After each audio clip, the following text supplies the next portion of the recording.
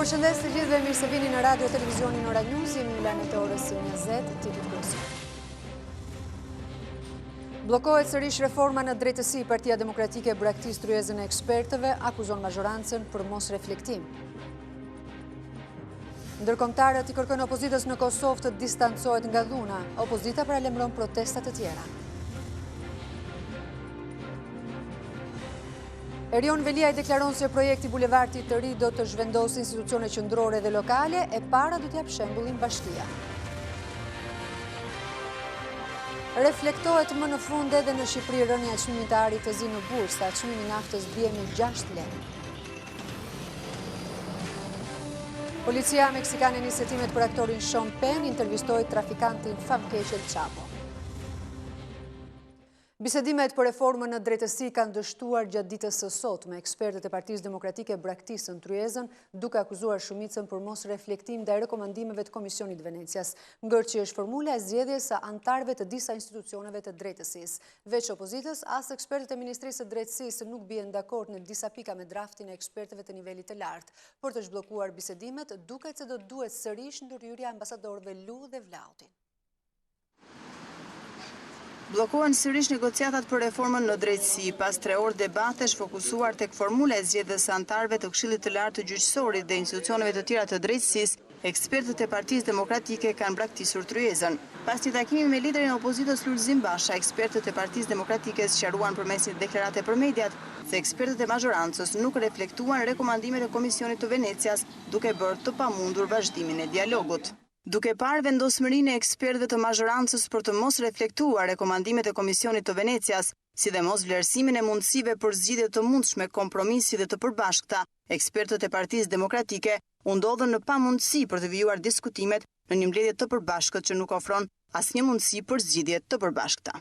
Ekspertët e opozitës kërkojnë që anëtarët e disa për institucioneve të drejtësisë, si Këshillit të Lartë të Gjyqësorit apo Gjykatës Kushtetuese, të zgjidhen me shumicë kushtetuese me 2/3 e votave në kuvend apo me 93 vota, por jo me 3/5 apo 84 vota, që mazhoranca e sotme i zotëron, çka sipas opozitës do të thotë kapje e sistemit të drejtësisë. Burimet e Ora News bëjnë të ditur se në çdo pikë të draftit ku është propozuar si formulë zgjedhja me 3/5 e votave, ekspertët e Partisë Demokratike janë të gatshëm të gjejnë kompromisin edhe poshtë 2/3 të votave. Mjafton të kalohet kufiri i 84 votave. Gjasat janë që të shkohet me 2 drafte në Komisionin e Venecias nëse palët nuk do të gjejnë gjuhën të reflektojnë ndryshime që kërkojnë ekspertët për nene të caktuara. Por deri më tani një draft final nuk po përfaqëson asnjë prej aktorëve të tryezës, kjo pasi edhe ekspertët e Ministrisë së Drejtësisë në orët e vona kanë formuluar propozimet e tyre për nenet ku duhet rishikuar kushtetuta. Tani më në lojë duket se do të hyjnë sërish ambasadorët e Shteteve të Bashkuara të Amerikës dhe Bashkimit Evropian për të tentuar zhbllokimin e situatës, gjë që duhet të ndodhë para 20 janarit, kur në Tiranë do të mbërrinë ekspertë të Venecias për të diskutuar mbi draftin e reformimit të drejtësisë shqiptare.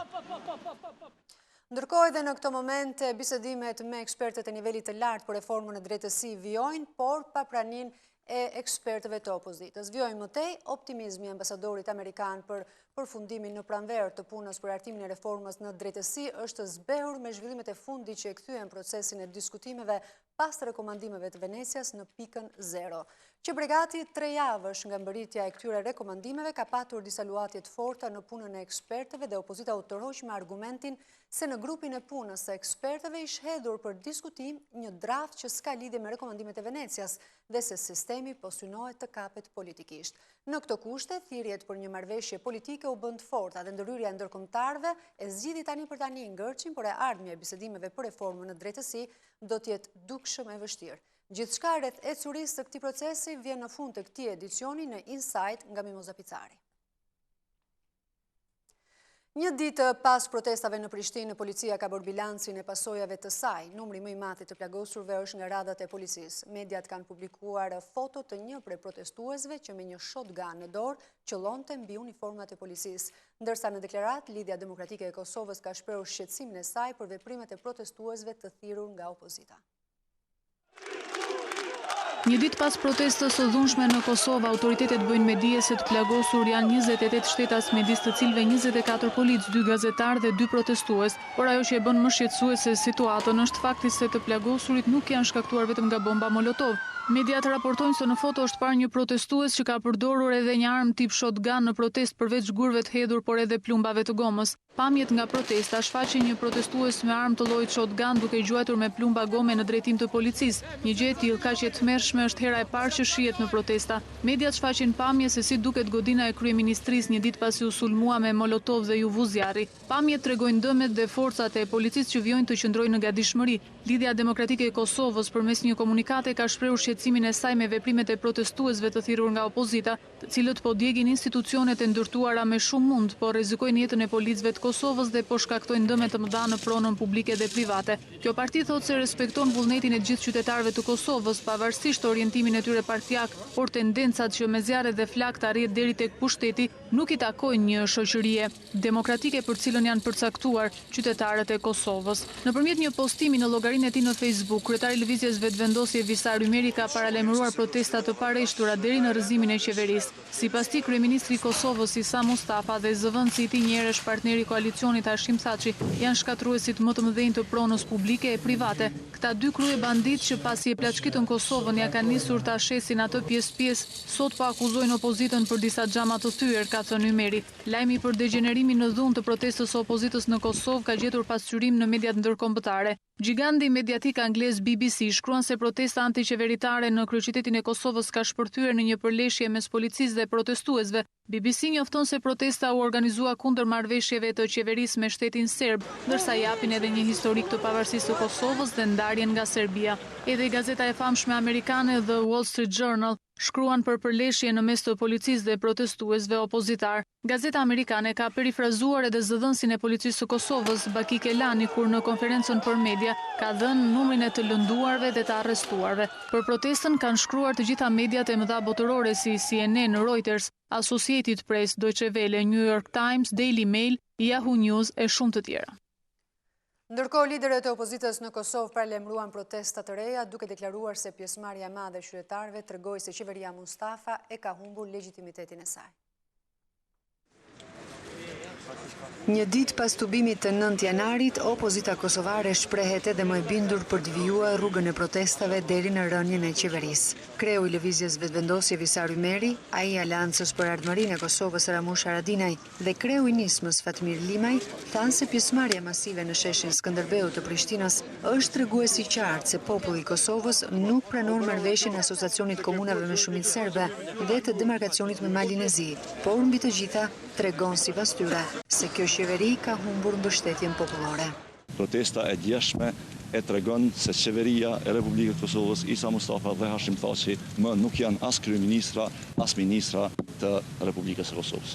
Natyrisht që protestat tona nuk do të ndalen derisa kjo qeveri të largohet, mirë po për konkretizimin e tyre, për datat e sakta do të njoftojmë me kohë. Tani ora ka fillu, koha numëron që këta me reflektu. Sot jemi këtu me ju thonë gjithve atyre që ishin dje vetë fizikisht, faleminderit, dje ka qenë dita e juaj. Dje në sheshet e Prishtinës quan dy mesazhe. E para se Kosova është aktive, Kosova nuk pranon të qeveriset nga një qeveri që ka shkel kushtetutën, dhe dyta mesazhi është për qeveritarët. Populli ju ka hekur besimin. Demonstrata në Prishtinë degeneroi në dhunë dhe përleshje mes forcave të rendit dhe protestuesve, si pasojë se cilës pati shumë të plagosur. Trupi diplomatik i akredituar në Prishtinë dënoi dhunën në kryeqytetin kosovar, duke bërë thirrje për qetësi.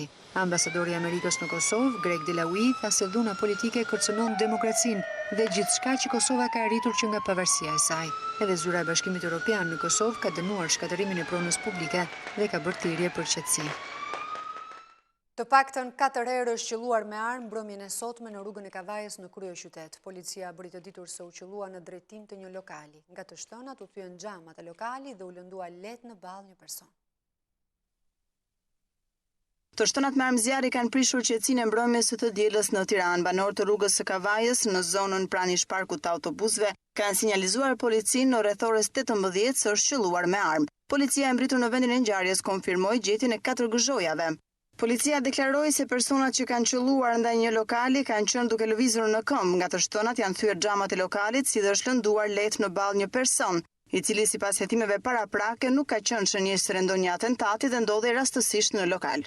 Dëshmitar okular të ngjarjes, persona që kanë qenë në lokal, por edhe kalimtar të rastit e banor të zonës, janë marrë në pyetje nga policia për të zbardhur motivet dhe rrethanat. Hetimet për këtë ngjarje janë ende në zhvillim. Të shtonat me armë në Tiranë bin pas disa krimeve të rënda të regjistruara në kryeqytet Durrës, Krujë e Fier këtë fillim viti.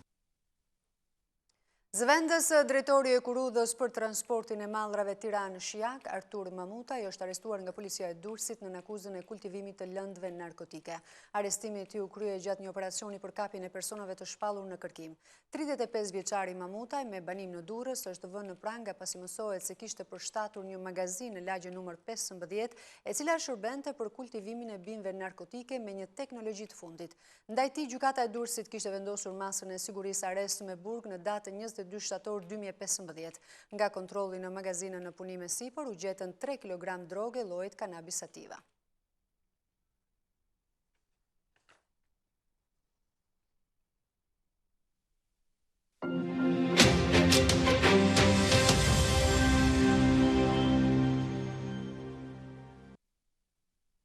Pas muajit maj, 16.000 punonjës të administratës me statusin e në punësit civil do t'i nënshtrohen testimi që do të synojë përditësimin e njohurive të tyre, si dhe për të mësuar nëse ata e meritojnë vendin që mbajnë. Në një intervistë për Ora News, drejtoria e DAP, Albana Koqiu, shpjegon se ata që nuk kalojnë pragun prej 50 pikësh rrezikojnë të largohen nga puna, ndërkohë që një provimi të tillë administrata do t'i nënshtrohet çdo 4 vite. Pas muajit maj, 16.000 punonjësit e administratës publike që kanë statusin e nëpunësit civil rrezikojnë largimin nga puna nëse nuk arrin të kalojnë pragun prej 50 pikësh në testimi që të mbahet në pranverë. Drejtoresha e Departamentit të Administratës Publike Albana Koqiu shpjegon për Ora News se nëse punonjësit e administratës që rezultojnë mbetës nuk arrin të kalojnë as trajnimin 3 mujor, ata do duhet të lënë vendin e punës.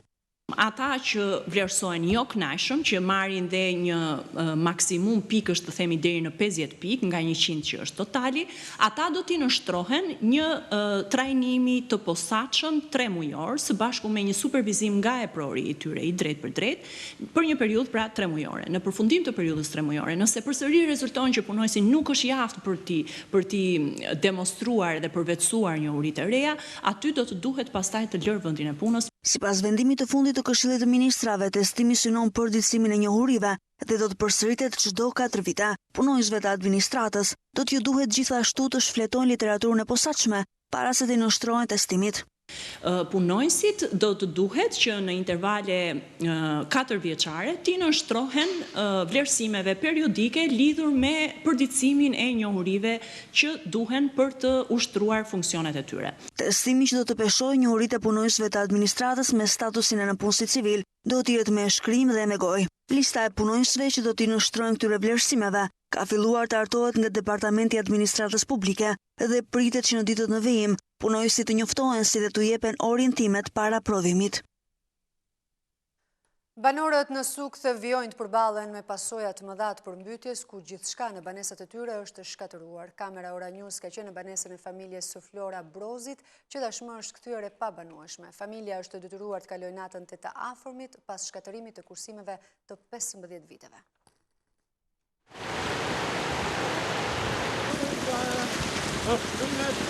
Përmbytjet e disa ditëve më parë në Shijak e Sukth kanë shkatëruar gjithçka. Përshimi lumit erzen ka marrë me vete kursimet e një jete për shumë familje, ndërsa banorët po përballen me dëmet e shumta që kanë pësuar shtëpitë e tyre. Familja e Flora Brozit i ka kaluar netët dhe një qiell të hapur, kur shtëpia e tyre ishte në ujë. Tani që uji është tërhequr nga banesa e tyre, streha është e pabanueshme. As shtëpia, as pajisje, është prish gjithçka. Kam ngel vetëm kështu, në ajër.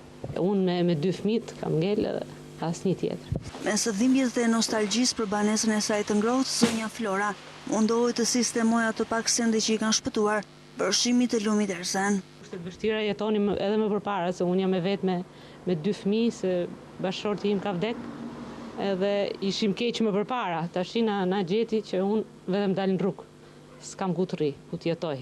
Uji ka lënë pas baltën, si dhe apelin për ndihmë. I bëj thirrje qeverisë, bizneseve, kush të ketë mundësi që të bëj diçka për mua, për fëmijët e mi. Një punë, një diçka, çdo gjë, s'kam asnjë gjë. Për të ardhur në ndihmë familjeve të përmbytura, përfaqësuesë pushtetit vendor dhe shoqata të ndryshme kanë nisur shpërndarjen e ndihmave materiale dhe ushqimore. Shtabi i emergjencave ende nuk ka një bilans të dëmeve, por paraprakisht janë evidentuar 750 banesa të përmbytura, totalisht 230 biznese, 33.000 hektar tokë bujqësore. Në Çermë, zona me sipërfaqen më të madhe të përmbytur nga reshjet e disa ditëve më parë, kanë bërritur ndihmat. Banorët e zonës kanë marrë pako me ushqime nga shtabi i emergjencave, si dhe disa batanie. Bashkë me ndihmat po punohet edhe për lirimin e kanaleve kulluese. Bërin ndihmat për banorët e zonës së Çermës, të cilët u prekën nga përmbytjet si pasojë e reshjeve të ditëve të fundit dhe çarjes së argjinaturës në lumin Shkumbin. Shtabi i përgjithshëm i emergjencave ka nisur mbi 500 pako ushqimore dhe batanie për familje të dëmtuara nga uji. Ndihmat janë marrë në dorëzim nga shtabi i punës i kryesuar nga nën prefekti Lushnjës dhe do të ndahen sipas listës së verifikimeve që është bërë në terren nga grupet e punës. Ne i morëm në ngarkim dhe i kemi ndarë 400 pako do të jenë në dispozicion të Bashkisë Divjak dhe 100 pako të Bashkisë Lushnjë për familjet në nevojë, të cilat do të shpërndahen në bazë të verifikimeve që kanë bërë grupet e punës të dy njësive vendore, Bashkia Lushnjë dhe Divjak. Neve realisht kemi identifikuar rreth 120 familje, por neve ndarjen do ta bëjmë në bazë të kurorave që mund të jenë brenda në një familje, se ka një familje që mund të ketë 2-3 kurora. Krahas këtyre ndihmave ka vijuar puna për lirimin e kanaleve kulluese nga mjetet e bordit kullimit, pas mbylljes përfundimtare të argjinaturës së lumit Shkumbin, aty ku u krijua dhe situata e përmbytjeve. Pas përmbytjeve si pasojë e daljes nga shtrati të lumit të Tiranës, familjet rome janë kthyer në barakat e tyre në zonën e njohur si Bregu i Lumit. Ata shprehen se prej 4 ditësh nuk kanë konsumuar asgjë, duke i bërë apel institucioneve të mos kujtohen për ta vetëm në ditën e votimeve. Tërheqja e ujit pranë Bregut të Lumit i ka lënë vendin skamjes. Familjet rome që janë kthyer në barakat e tyre pas përmbytjeve, si pasojë e daljes nga shtrati të lumit të Tiranës, kanë humbur gjithçka. Kjo është gjithçka ka mbetur në paskuqan në zonën e quajtur Bregu i Lumit pas përmbytjeve të disa ditëve më parë. Banorët shprehen se kanë ditë që nuk kanë konsumuar asgjë, duke i bërë apel shtetit të mos kujtohet për ta vetëm ditën e votimit, por të sigurohet të paktën veshmbathje edhe ushqim për të kaluar këto ditë të vështira. Të gjitha ne kanë marrë baraket, batanijat, me ato gorifer, me lavatrice që kishte komshia ime. Nga t'ja mbaj. Ku të vejmë? Pas pipa i gjithë. Nuk kemi ku të shkojmë. Qeveria nuk na përfil fare iç. Senada 12 vjeç dhe Sela 4 vjeç, përpos mungesës së ushqimit po përballen edhe me frikën se shtrati i lumit të Tiranës do t'u rrëmbej edhe të pakta roba që ju kanë mbetur në trup. Pa roba, pa gjo, hiq. Pa gjumë, kishim frikë, kalumi. Barake jam me këtë barake erim. Ne mori nija, ngeli. A ke ngrënë që këto ditë? Ja. S'ke ngrënë që fare? Ja. Pas rreshjeve të dendura të shiut, zona e njohur si Bregu i Lumit ka qenë më e prekura nga përmbytjet, duke parë distancën e vogël mes barakave të familjeve rome dhe rrjedhës së lumit të Tiranës, rreziku për një tjetër përmbytje është tepër i lartë.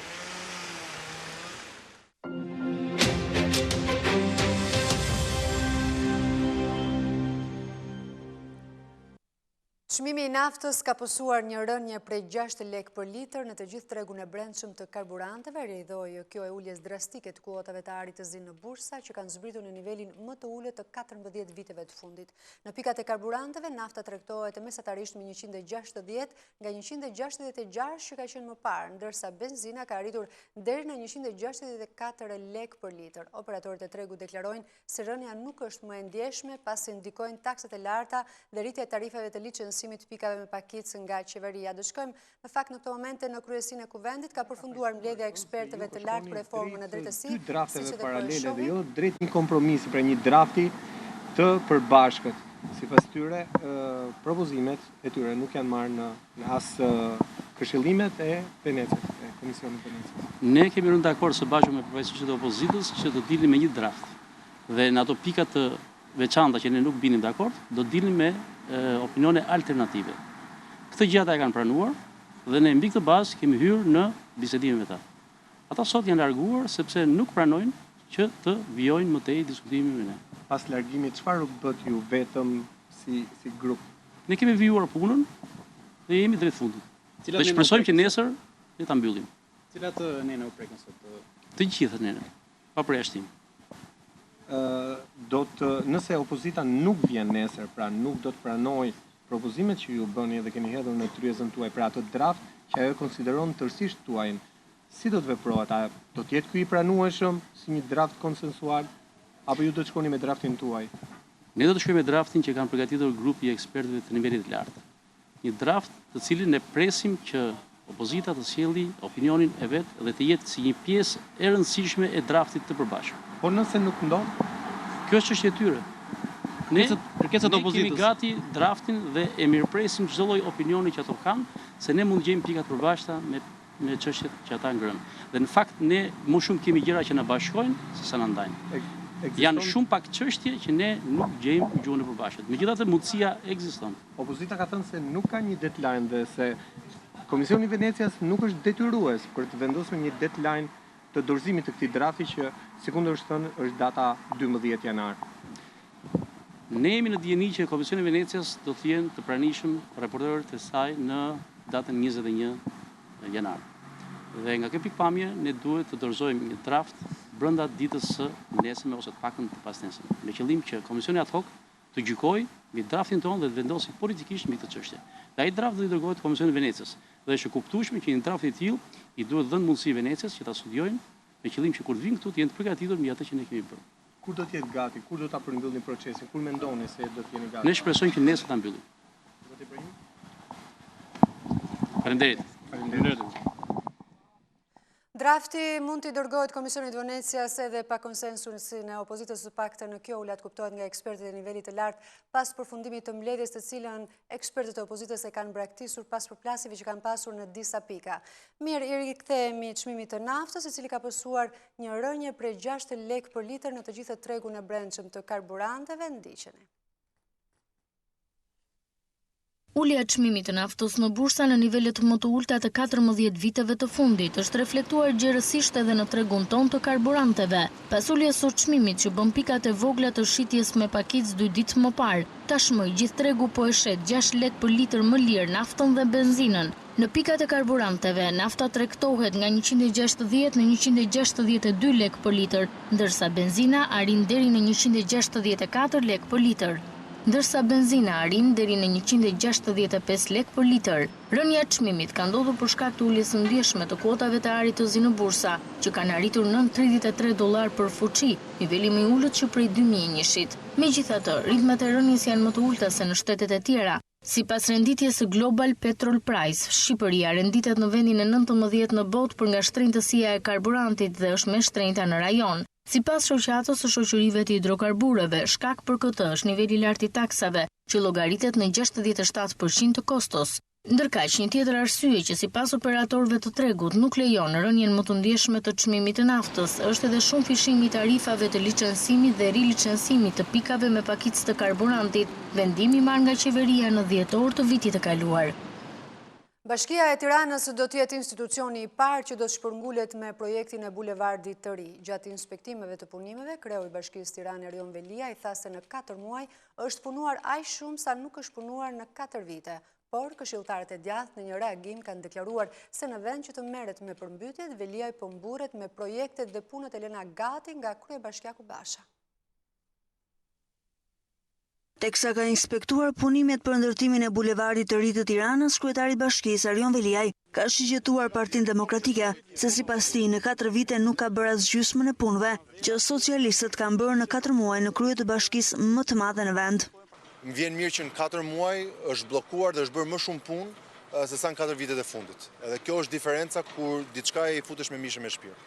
Ne këtij projekt kemi futur me mishë me shpirt, kemi marrë disa vendime shumë të rëndësishme, vendimin për parkun qendror, që do të fillojë në këto kuotë ku jemi dhe do të ruaj një pjesë madhe si hapësirë gjelbërt për bulevardin e ri. Por këshilltarët demokrat në Bashkinë e Tiranës e kanë hedhur poshtë të deklarat me pretendimin se e vetmja punë që sipas tyre ka bërë kryebashkiaku Veliaj është ajo e reduktimit të gjelbërimit. Pasi braktisi qytetarët në kulmin e përmbytjeve dhe i lanë mëshirë të fatit për një udhëtim turistik në Sri Lanka, kryemashtruesi i Bashkisë së Tiranës mburet me punët e të tjerëve, sepse për vete s'ka asnjë bilans në 5 muaj. Projekti Bulevardit të Ri, sigurimi i fondeve, nisja dhe avancimi i punimeve u kryen tërësisht nga administrata Basha. Në bulevardin e ri që përshkon segmentin nga ish stacioni treni deri në lumin e Tiranës, do të zhvendoset Bashkia e Tiranës, që sipas kryebashkiakut Veliaj do të shërbej për të thithur instalimin gjithashtu të njësër institucioneve të rëndësishme në vend, duke nisur që nga ambasadat.